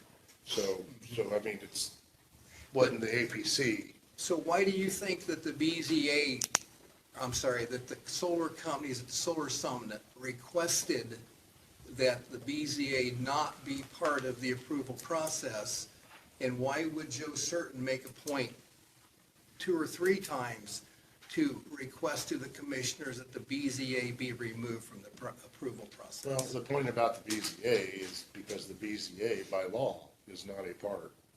Okay. I mean, that's not, the BZA by law is not a part of any type of text amendment, ordinance. They are special exceptions, variances, and appeals. Okay. That is their bailiwick. Questions, commission members? Sorry to take your time. I think this is important to the people sitting around here that this information, at least they have a better understanding of how we got where we were or where we are. Sorry, Randy, me again. Yes. Again, just so I understand, when you put an overlay district over the solar overlay, do all the previous ordinances and zoning still apply that were there, and this just adds additional? Or Yes, does the it base- replace? Base zoning stays. So if there was a rule about 30 feet for a fence or structure height or anything like that, that wouldn't have been taken away by the solar, No. by the overlay. This just adds additional regulation. Anyone else have anything in regard to the timeline? Okay.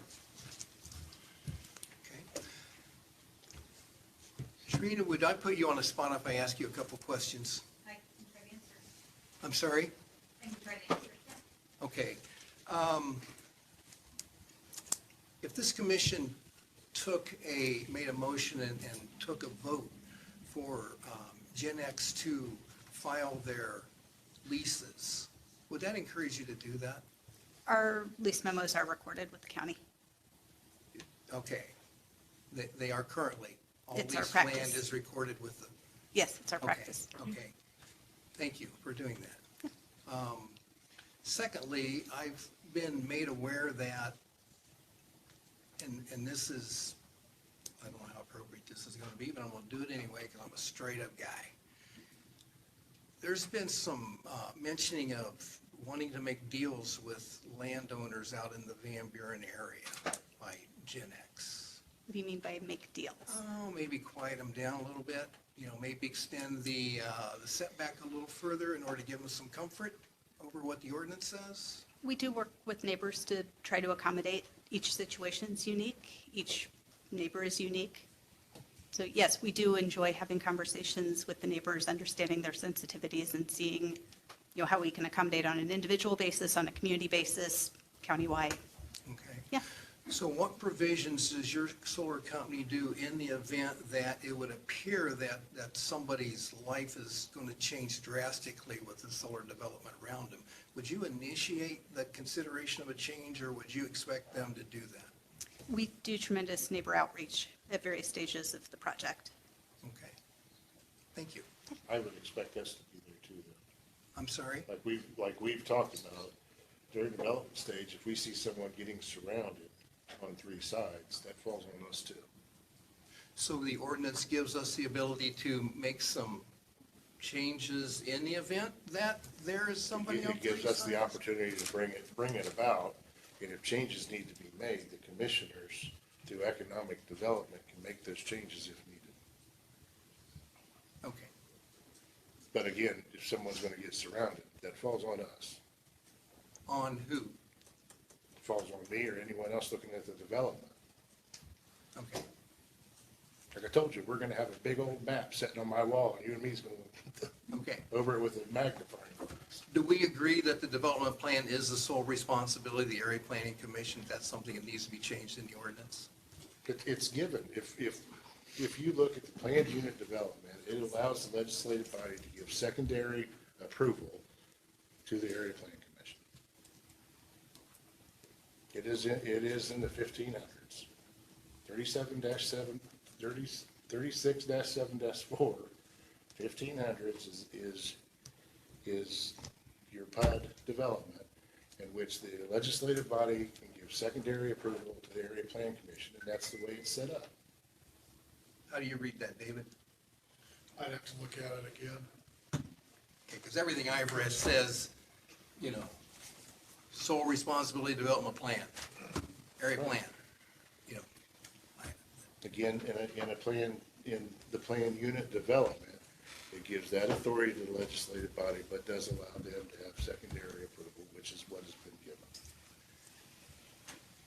Could you look into that for me, David? What was that code site again?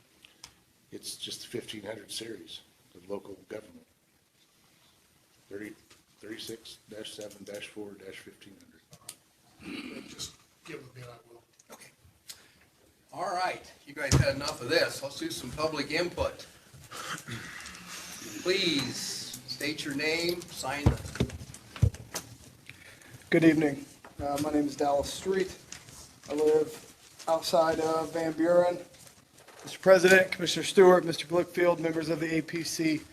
Mr. President, if it's okay with you, I'd like to hand out some documents to each member of your board. It's a short packet, but something I think everyone needs to get their hands on. Everyone else in attendance, if you want this digitally, please let me know. I have it and can send it to you. Let me pass these out. I'll go over just briefly what I have here. Can everybody hear me? I don't want to take up too much time. So a couple months ago, I made a request for the executive director of the area plan under the Access to Public Records Act in the state of Indiana. It's very similar to a FOIA request at the federal level. I asked for emails between the executive director and the commissioners, and the executive director and any solar companies from the years 2021 to the end of 2023. What I've just handed you all is some interesting points that stuck out to me. You'll see on the first page is the executive director job description as it will be posted online if the position were to be filled. I posted that so you can go along and reference it while you look through this packet. There are 20 points I've listed. Each number coincides with the circle number at the top of a page. I'm just going to highlight a few. Earlier, Mr. Malott was pretty straightforward when he said that a rep from Invenergy reached out to him in March. And then again in June, Mr. Malott confirmed a meeting with this representative. I want to fast forward. Again, Mr. Malott, it was noted, these documents were not in chronological order, so APC members, you'll have to forgive me. I did the best I could. If you really want it in chronological order, I can rearrange some things and remake it and bring it back next month. But I'm hoping what I presented you will kind of get my point across. If you'll look at number 5, there is evidence that Invenergy had a direct role in the creation of the ordinance. There was direct feedback on draft 3. I included that direct feedback in the packet that I gave you. They did it on Microsoft Word and added specific comments in areas of the ordinance. I have not been able to confirm whether those were applied or not. Number 6, I think, Mr. Malott, you kind of alluded to this earlier when you said that you were reaching out to solar companies to ask their feedback on solar or permit fees. That just doesn't make sense to me why we're asking the companies that we're bringing to the county to provide us funding for a $110 million jail, as quoted by Steve Wright, why we're asking them about the fees they would or would not like to pay. So that kind of stuck out and kind of goes in line with the conversation that we've had this evening. Number 7 kind of sticks out a little bit as well. On 05 January 2022, Director Malott told Kyle Persinger in an email that he will be doing the ordinance alone. This is where I would like to reference the job description, because nowhere in that job description did I find where the executive director should be drafting ordinances, let alone drafting them alone. But it's there in the email, date and time stamped for you to see. Number 9, this one kind of hit me personally, so I put it in there because it's incredibly unprofessional. Director Malott is mocking Ed Hartman of the BZA and asked when his actions become overstepping. If you'll look at that email, you'll see that Ed Hartman was simply trying to point some things out for the citizens of the county with this ordinance and trying to keep this ordinance on track the way it was, because I think Mr. Hartman saw the writing on the wall and saw that this ordinance was being drafted with the assistance and to the betterment of the solar companies trying to come into the county. So the unprofessionalism there just kind of stuck out to me and showed me what the mission was all about. On the back page, you'll see number 15. On 30 August 2021, Mr. Malat included Trina Rudebush of GNEX in the building of the ordinance and is taking references from her in how to build the ordinance. So that's two companies, Invenergy and GNEX. Trina has been involved in this drafting of the solar ordinance from 2021 probably until now. Apex Energy was also involved. Number 16, here you'll see on 23 June of 2022, there's more evidence of Director Malat allowing Trina Rudebush to coach him through the ordinance process with resources that are pro-solar. And then finally, the last thing I want to highlight is number 19. This is where Apex Energy comes into play. He's literally taking advice from Apex Energy on how to write the ordinance. So those are just a few things I want to point out that stuck out some to me. There's some information in there about the commissioners, Commissioner Wright specifically, but I'll address that at a commissioners meeting.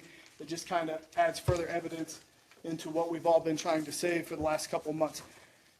I received 1,800 pages in this request, and these are the 20 things that stuck out the most to me. Again, if you want access to these, it's in a Google folder. I can give you the link. I'll be in the back of the room before we leave here.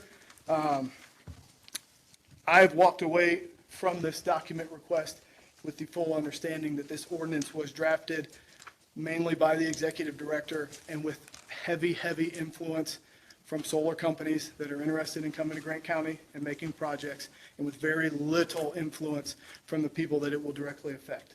I would strongly, strongly urge you to come together as a group and think of a way to make this stop. I know what comes to mind. I do not want to publicly make that statement, but we have to make this stop until we can find a way to make whatever solar ordinance comes to this county something that benefits the members of the community and not these solar companies.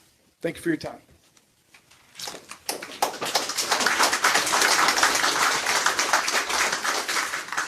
My name's Rex Maynard. I live at 312 East 12th Street, Jonesboro, Indiana. I used to sit on this board. And when this solar ordinance was put together, it was already started before the APC or the BZA knew anything about it. When we first found out about this ordinance, it was right before the summit out the 4-H fairgrounds, and Ryan come to me because I knew stuff about fire and wanted to know if I wanted to represent the fire side. And I said, you might want to get Bobby Jackson, the EMS, the management director, because he is head of our training center out here. The commissioners and Ryan started this. And from day one, this board, as some of you remember who was on this board, we said, Ryan, where did you get permission to do this and start this? We are your boss. We hire and fire you. He says, I have the right with commissioners. Commissioners have the right to do this. And he just kind of overbade us, didn't listen to us. And the whole time this was going on, we kept asking him. When we asked him to change the line, say in this paper here, he changed the whole paragraph. I can tell you, it went back in the favor of the solar companies and the commissioners. He didn't do what we asked him. And we argued with this all the time. That's why at the final end, when the last draft come to us, when we got to read it, we were so sick and tired of him changing it back that fit the commissioner of the solar companies. We said, let's give him this draft. We're done. We've been here over a year or more. We're not going to get nowhere. This is where we need to go, and we think this is the right one. But the commissioners didn't want to listen. They didn't want to follow what the state law says, how they would put the nitpick and bring it back to us like a contract and pick at it. They just said, you're going to eat it. And that's what they did. And I want this board to know, because I used to sit there, President. And I used to say, how? And it's like, don't you worry. Don't you worry. I have the right to do this, me and the commissioners. Maybe the commissioners does have a right to do an ordinance. But who did he work for? He works for this board. You board hired and fired him. And that's where we had problems on this ordinance on day one. The ordinance was already started with one draft before the APC already knew about it. That's what I want you guys to know. There was already a draft out there. Because I went to that first meeting and watched Bobby talk. Because I knew there was nothing the fire department can do when there's a fire. Because I've been to training. The solar company says, I.M. said it when I took one of their classes, sit at the gate, call us. Their nearest guy was South Bend and St. Joe. So that means wait 3 or 4 hours before they come down before you can do anything. I knew what the answer was there. So that's what I want you guys to know. From day one, we had no cooperation with him. He wasn't listening to us. He was listening to the commissioners. Thank you, Rex. And we tried to ask him that. Thank you.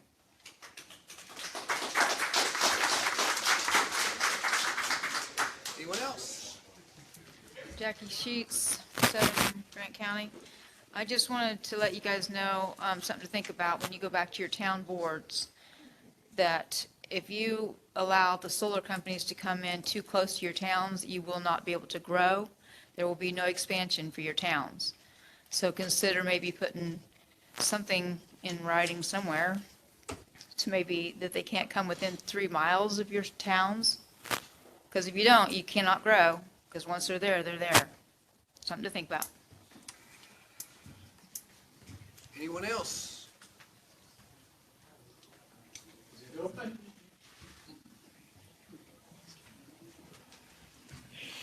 Chester would be up here. My name's Charles Weaver from Swayze. I got a couple of questions for the board. One is, that stuck out with me, is are you supposed to be biased, or as an individual, are you made up your mind personally? It sounded like that you were trying to put words in Mr. Malott's mouth, and I wondered about it. And are you against it, and that's why you're trying to change the words to it? And the other thing was, explain to me how you feel that the solar companies influenced the commissioners. That's kind of a harsh statement. I want to know how you found that, or not found it, but how you know that.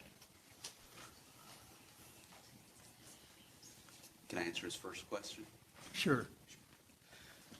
Well. Oh, you didn't ask me. Yeah, sorry. Well, I mean, it seems like the idea is we try to come in objectively and we try to have an open process in public hearings. It might be a little naive to think that none of us can come in with preconceived biases. I come in with my biases, Randy comes in with his. That's just me being honest. But I think that's the point of hopefully these public hearings and documentation, to make clear why decisions were made, and maybe even have self-reflection. You know, I came in with certain ideas to this meeting today, and I still have some of them, and some of them changed. And I thought you did a good job. So, yeah, if the question is, do I have biases? Absolutely. Do I work hard not to have them influence me strongly? Yes, I do. I hope I do a good job. In response to that, but you got to put some of that aside. Mm-hmm. And these people in here, whether they're for, or whether they're against, doesn't represent the 69,000 people that are in this county. They represent some more than this probably, but there's people in here that's for it and not against it, but it sounds like that you're against it. Now, my second question, who would like to answer that?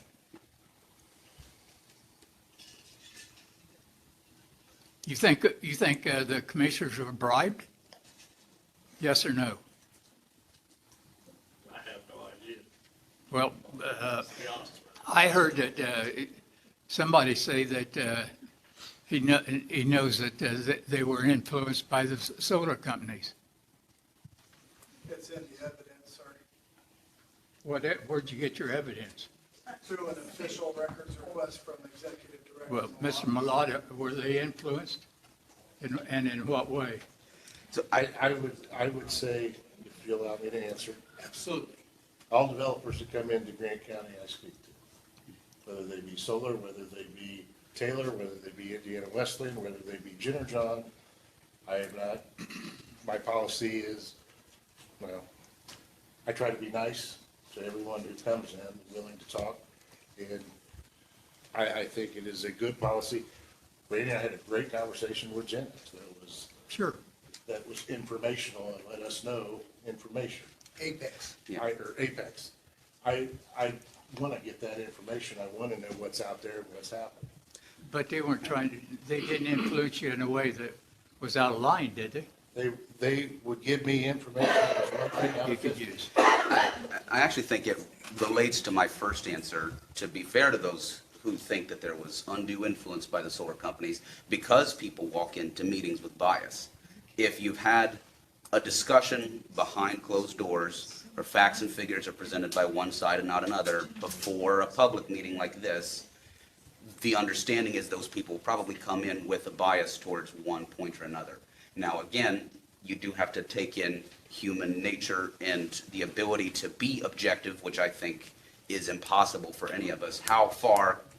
When does an email from an executive director to a potential developer become inappropriate and influencing drafting of ordinances and, with the commissioners? I think that's the question we have to answer. Well, I agree with you, and I agree that but putting down somebody doesn't bring your point up. Not yours, but I meant if it's me putting somebody down. And a lot of what we're hearing is hearsay.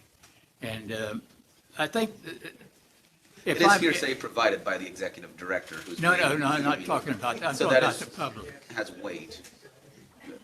But I think that the only thing that we're worried about is the setback.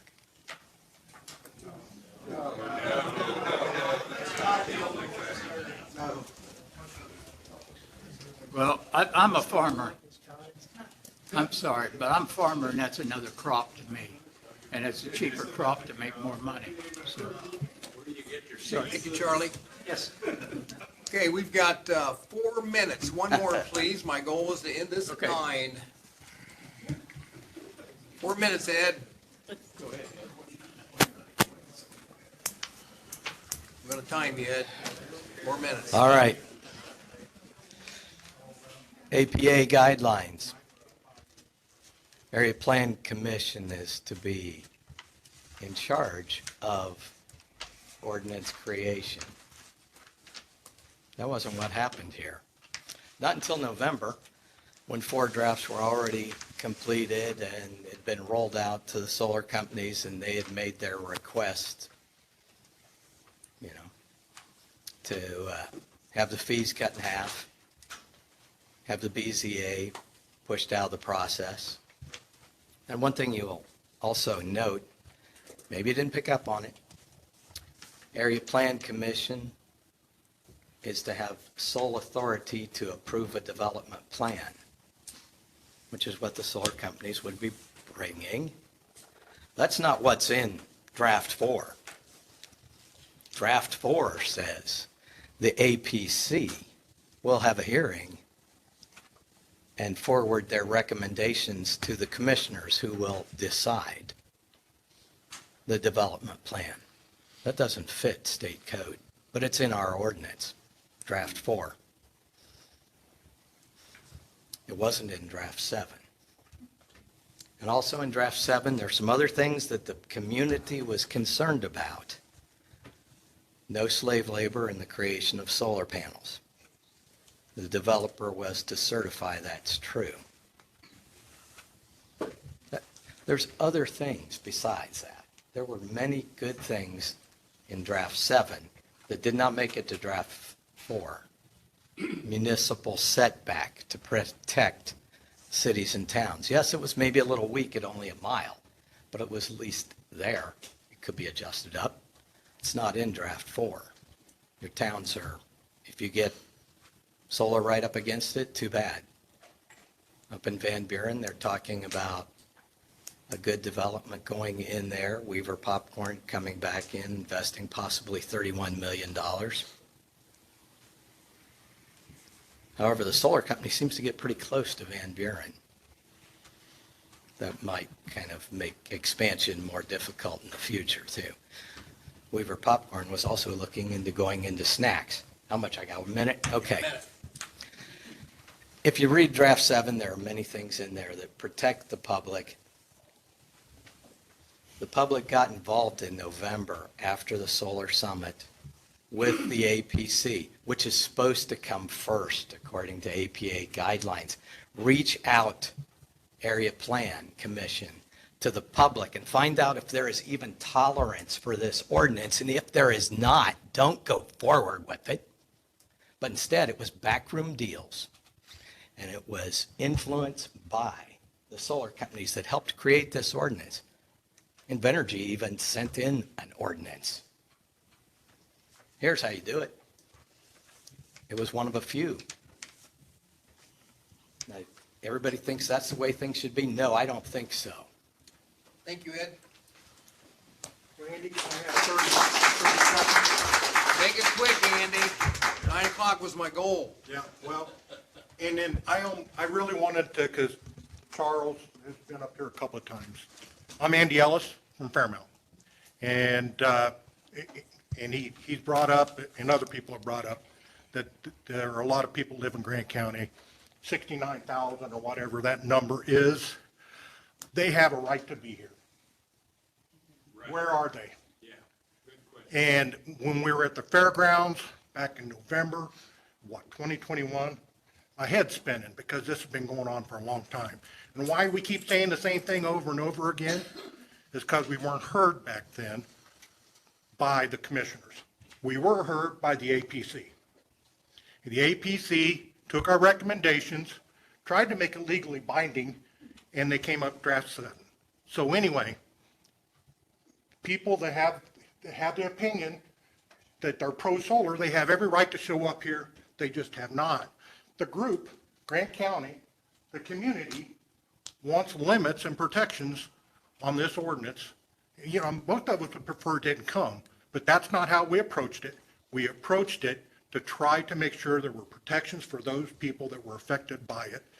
And it was ignored, and it was set up in order for the commissioners to be able to control, at least the commissioners that were there at the time. So anyway, thank you for your time. I'm going to piggyback on that. There is an email that Charity Bailey, Director of Economic Growth, sent out asking businesses in Grant County and Marion to please attend the public hearing over the ordinance. And I don't recall anyone coming to that. You recall that, Ryan? I got it. I'm sure it's in there. I got it. Okay, take a motion for adjournment. A motion to adjourn. Oh, motion, Mrs. Bowen, we have a second? Can I do it all in favor, say aye? All in favor, say aye. Aye. Thank you.